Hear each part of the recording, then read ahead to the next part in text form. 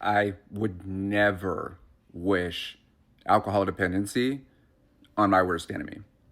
If you've never had an addiction, man, it's indescribable how it takes over your life.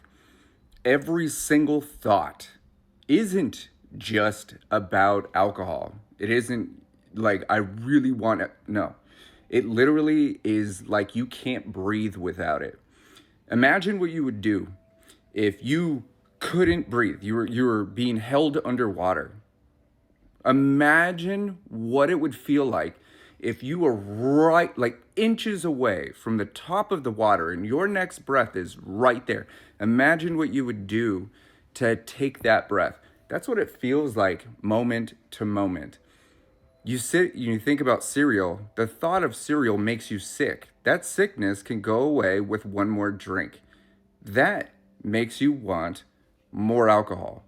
Then what happens is you can't eat unless you have alcohol in your body.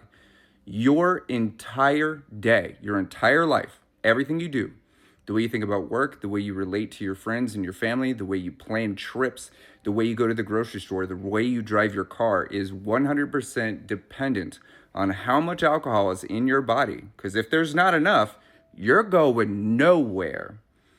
Or how much alcohol needs to be. So you're planning your day around the alcohol or around the dependency.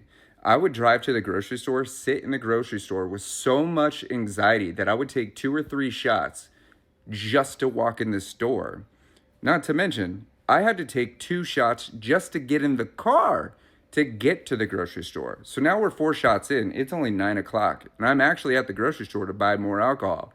So while you're moving through that store, you may feel chill, but the alcohol is starting to wear off because your tolerance is so high. Your cortisol is spiking, your anxiety is spiking.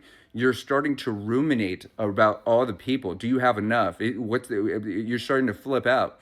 Then you have so much anxiety buying these things, you're ruminating in your head, and that anxiety starts to spike.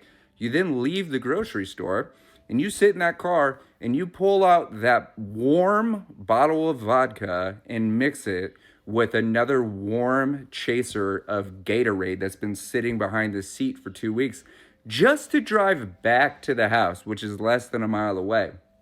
You get back to the house and then you have to celebrate a successful haul. Granted, you just got some alcohol and some cheese and some crackers and whatnot, but you successfully went into public.